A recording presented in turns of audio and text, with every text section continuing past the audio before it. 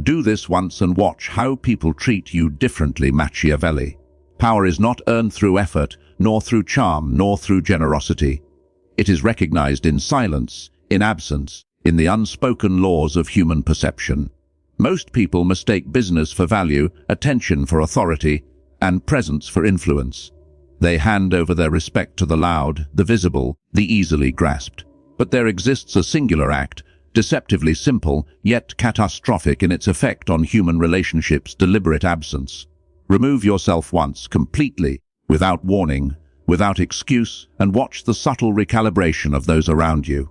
Observe how their behavior, previously predictable, shifts imperceptibly yet irrevocably. This is the first brushstroke of psychological mastery, the strategic manipulation of presence and absence. Humans are wired to anchor their sense of value externally. Your worth, in their eyes, is measured not by who you are, but by how available you are, by how easily you can be obtained or influenced. When you withdraw, once, deliberately, you fracture that expectation. The void you create forces others into a state of cognitive dissonance. They begin to question, why is he gone? Why do I feel the absence so acutely? This simple act, performed with precision, becomes a mirror to their own dependency, a mirror that reflects insecurity, fear, and desire. Their perception of you inflates because it is no longer mediated by familiarity. It is now defined by scarcity, by the subtle, inescapable pull of what they cannot reach. Control is the currency of power, and perception its architecture. By stepping back, you do not relinquish influence, you consolidate it. You allow silence to speak in your stead, absence to craft your image, and the imagination of others to fill the gaps with your projected authority. Most people fail to understand this. They confuse movement with progress, constant interaction with dominance. They do not realize that a single, timed withdrawal can recalibrate the entire hierarchy of their relationships. The world is littered with those who are endlessly present yet invisible, who are taken for granted until their absence writes a sharper imprint than any word or deed could ever achieve. Consider the psychological mechanics at play. When someone notices your absence, they confront a void. In that void, anxiety blooms. They question their assumptions about their control over you, about their importance in your orbit. Ego, their most delicate possession, wavers. Some may overcompensate, offering attention, flattery, or allegiance they previously withheld. Others may feel resentment, a brittle and explosive emotion that arises when the mind cannot reconcile desire with denial. This is the power of absence. It forces others to reveal the layers of their dependence, the depth of their valuation of you, without a single word spoken. The act is deceptively simple, but demands meticulous strategy. It is not disappearance for escape, nor withdrawal from consequence, nor retreat from responsibility. It is absence as an instrument, a scalpel with which to dissect perception, to measure the alignment of power between yourself and the world around you. Timing is critical. If executed too often, the act loses potency. If performed haphazardly, it breeds irritation rather than recalibration. It must be a single, controlled event, a demonstration of restraint, confidence, and foresight. The human mind is attuned to patterns. When patterns are broken deliberately, the resulting disruption produces psychological leverage that no amount of presence can replicate. Observe closely, for the effect is subtle yet profound. They notice the empty seat before they notice the change in tone. They feel the lack of your input before they rationalize its meaning. Conversations shift in anticipation of your return. Alliances subtly realign, and unspoken hierarchies are redrawn. You do not chase recognition, you allow recognition to chase you.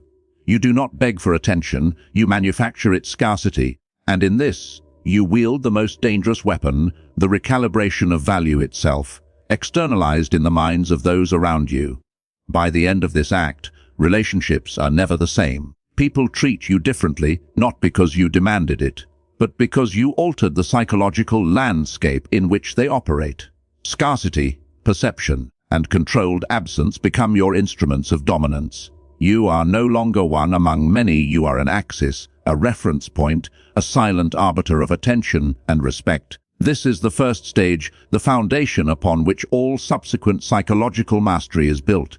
In the next stages, we will dissect how this singular act fractures ego, manipulates desire, and constructs internal authority, revealing the full architecture of strategic human influence. The first ripple of deliberate absence strikes at ego. Human beings anchor their self-worth in the perceived control they hold over others. When you withdraw, even briefly, you fracture that illusion. They encounter a vacuum where certainty once resided, and in that vacuum, insecurity germinates. The mind begins to replay every interaction, every word, every gesture, searching for meaning, searching for explanation. The more they dwell, the more their ego strains under the weight of its own assumptions. In this state, perception is no longer aligned with reality. They begin to overvalue your presence, imagining influence where previously they felt none. A single act of absence distorts the lens through which they measure your importance. This is not flattery, it is fear and fascination intertwined. The mind recoils from the uncertainty, projecting significance onto the void you have created. In this way, control is exerted without engagement, dominance achieved without confrontation. Observe their behavior. The subtle changes are telling: the hesitancy in speech, the recalibration of tone, the unconscious alignment of priorities to your anticipated return. Ego, once rigid and unyielding, becomes pliable. They may attempt to fill the void themselves, to seek validation or re-establish influence, yet every effort only confirms the power you have silently imposed. They are drawn into a psychological contract, dictated entirely by your absence, compelled to recognize value through scarcity. This stage is delicate. If your return is poorly timed, the ego can harden, resentment replacing recalibrated respect. But when executed with precision, the mind begins to internalize a new hierarchy. You occupy the center, not by assertion, but by deliberate omission. The human psyche is easily manipulated when left to its own devices. By withdrawing, you force it to act against instinct, against habit, against the safety of familiarity. Absence is a mirror, reflecting not who you are, but who they are beneath the veneer of composure. Obsession, anxiety, the faint tremor of fear, all emerge quietly, revealing their dependency, their valuation, their submission to your silent authority. This is the first internal fracture in the architecture of influence, ego disruption, subtle yet irreversible, a psychological shift that leaves them perceiving you differently long before any words are exchanged. Once ego fractures, the mind cannot simply return to equilibrium. Absence breeds obsession, a quiet, relentless gravitational pull toward what is now out of reach. Humans are not designed to ignore value. When confronted with scarcity, the psyche amplifies desire, magnifying the significance of your presence and distorting every memory of past interactions. Every glance, every word, every fleeting encounter is now weighed for hidden meaning, as if your absence were a cipher demanding decryption. This stage is not mere longing, it is a calculated recalibration of attention and energy. People begin to act unconsciously in ways that benefit you, compelled by an internalized need to regain alignment with your orbit. They strategize, negotiate, and adjust, often unaware that they are participating in a silent game whose rules you have dictated. You wield influence without engagement, dominance without confrontation, because the mind itself becomes your instrument. Obsession is a dangerous force. It is neither polite nor obvious. It is the undercurrent beneath conscious thought, a tension between fear of loss and hope of reclaiming proximity. In this tension, the human ego is malleable, sensitive, and highly suggestible. The individual begins to anticipate your actions, predict your decisions, and unconsciously prioritize your value over competing forces. Even when absent physically, your presence is psychologically inescapable. Observe the subtle behaviors, repeated checking of messages, over-analysis of your tone, attempts to rationalize your absence, projection of intentions onto you that may never have existed. Every action is a response to the vacuum you have created, every thought a testament to the silent authority you now hold. Their attention is no longer voluntary. It has been engineered through strategic removal, through the careful manipulation of absence as a psychological weapon. At this stage, control is invisible, yet undeniable. You have not demanded recognition, you have created conditions in which recognition is inevitable. They are drawn to you by their own internal mechanisms, by the cognitive and emotional architecture of dependency you have exposed. This is the elegance of deliberate absence. It bypasses coercion, persuasion, and force, instead enlisting the human mind itself to acknowledge your value. Obsession is born not from desire alone, but from the calculated disruption of expectation, from the silent architecture of influence that begins with a single, decisive withdrawal. As obsession takes hold, the human mind begins to unravel its own certainty. Identity, once anchored in routine and predictability, becomes fragile under the pressure of absence. They no longer know their own value independent of your presence. Every decision, every emotion, every assumption about themselves and their social hierarchy is now subtly contaminated by your withdrawal. This is identity fracture, the psychological displacement that occurs when a void forces the mind to reconsider its position relative to power. In this stage, people act inconsistently, driven by the unconscious need to regain alignment with you. The very foundations of self-assurance crumble. They question their influence, their control, their relevance. Past confidence becomes brittle, and the ego, already compromised in the previous stage, teeters on the edge of collapse. They feel invisible in a landscape you now dominate by omission. Each interaction is analyzed, each gesture replayed, in a desperate effort to reconstruct understanding of a presence they cannot access. Here, power is no longer communicated through words or overt action. It is projected by the silence you maintain and the absence you enforce. The human mind begins to inflate your significance in proportion to the discomfort of not having access. They seek patterns where none exist, attributing strategic intent to what may have been randomness, all in a subconscious attempt to restore equilibrium. This is a dangerous form of manipulation because it engages their deepest fears: loss, irrelevance, and the erosion of personal authority. Observe the consequences: hesitation in decision-making, amplified sensitivity to your opinions, and a subconscious prioritization of your needs over their own. Relationships are recalibrated, alliances shift, social hierarchies silently realign. You have not issued commands, nor demanded attention, nor displayed power openly. Instead, you have orchestrated a psychological environment in which others restructure their own identity around your perceived dominance. This is the critical inflection point. Those who underestimate the effect of absence may misinterpret compliance as weakness, submission as loyalty. In reality, identity fracture is a silent conquest. It is the stage where influence becomes internalized, where control is ceded voluntarily by minds desperate to make sense of a void you created. The human psyche, once confident and self-assured, now orbits the silent authority you wield without uttering a single word. Once identity begins to fracture, absence evolves into fear. This is no sudden terror, it is a slow, insidious tension that gnaws at the mind. The unknown, your unrevealed presence, your deliberate withdrawal, becomes a shadow over every thought, a subtle threat that cannot be confronted directly. Humans instinctively fear what they cannot control, and by stepping back, you convert uncertainty into leverage. Anticipation becomes their constant companion, and in that anticipation you claim dominion. Fear is a silent recruiter of attention. It forces reflection, recalibration, and often submission. The mind begins to simulate every possible scenario in which your absence might be permanent, in which your influence may shift beyond reach. They become prisoners of their own projections, building invisible architectures of worry, expectation, and imagined loss. Every choice is tainted by your influence. Every action is weighted against the potential consequences of your return or continued absence. Observe the subtle manipulations of behavior. They hedge their words, measure their interactions, and unconsciously adjust priorities to align with what they perceive as your value.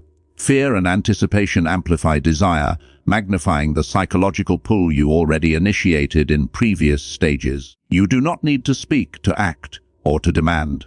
The mind itself becomes your instrument of dominance, reacting to absence as if it were a tangible force. This stage reveals the elegance of strategic omission. By withholding presence, you force others to act against their instincts, against habitual complacency. Anxiety becomes a lever, anticipation becomes a channel of influence, and fear becomes a silent medium of control. It is here that true psychological mastery manifests not through coercion, but through the architecture of human expectation calibrated precisely to your advantage. In fear, people are most honest. Their desires, dependencies, and vulnerabilities emerge unmasked. They seek patterns, explanations, and reassurance that you deliberately withhold. The absence you enforce is no longer just a tool. It is a lens through which their internal world is reconstructed, reshaped, and aligned to your silent authority. Power now resides not in action, but in the deliberate orchestration of perception, in the calculated dance between what is present and what is denied. After fear and anticipation settle into the mind, a new equilibrium begins to emerge. Absence has forced reflection, obsession has sharpened attention, and identity has fractured under pressure. Now, the mind seeks alignment, and in that search, respect is silently recalibrated. This respect is not earned through words or gestures, it is extracted from the psyche itself, forged in the tension between desire and denial. At this stage, people begin to act in ways that reveal their internal hierarchy has shifted. They prioritize your value, consciously or unconsciously, reshaping their behavior to mirror the perceived authority you wield.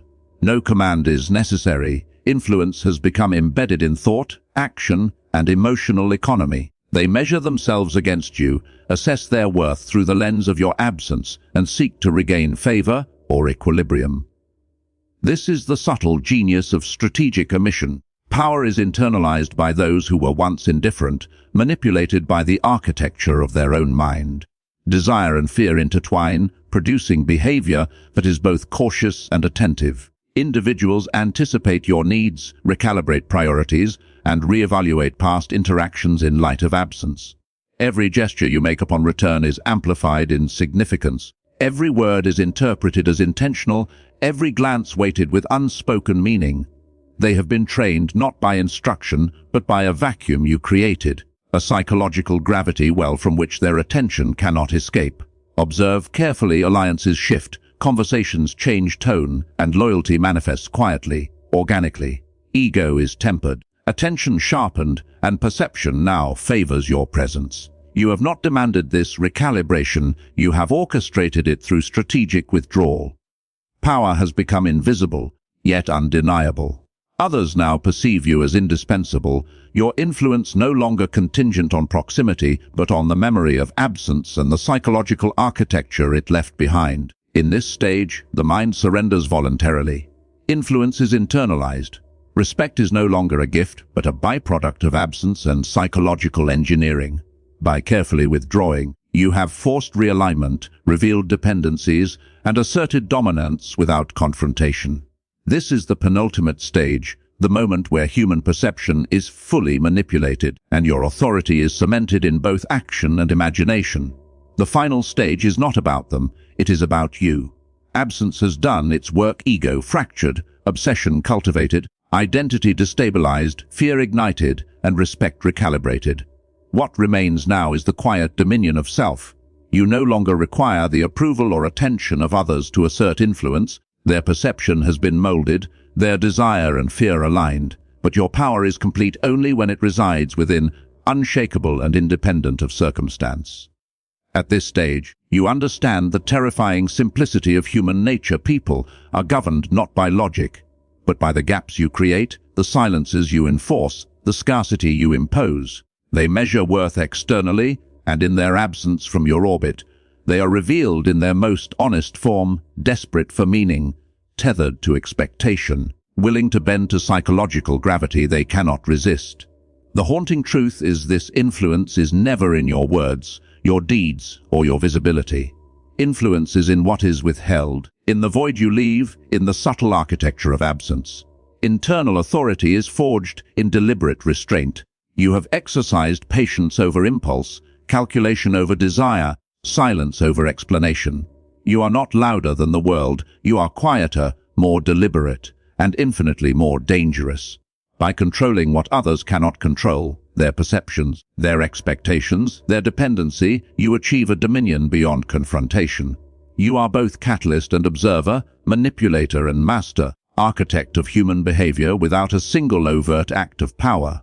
In this quiet sovereignty, you see clearly humans fear what they cannot possess, desire what they cannot define, and respect what they cannot control. Your absence has illuminated these truths, your return has validated them, and your mastery is now complete. There is no need for validation, no appeal for attention, no indulgence in ego. Power has become internal, psychological, and absolute. The ultimate lesson is as cold as it is simple. Control is not granted, it is engineered. Value is not demanded, it is perceived. Respect is not earned, it is orchestrated. And mastery, true mastery, is not in domination over others, but in dominance over perception itself. You are untouchable, not by force, but by the silent, inexorable weight of calculated absence, internal authority, and the haunting clarity of self.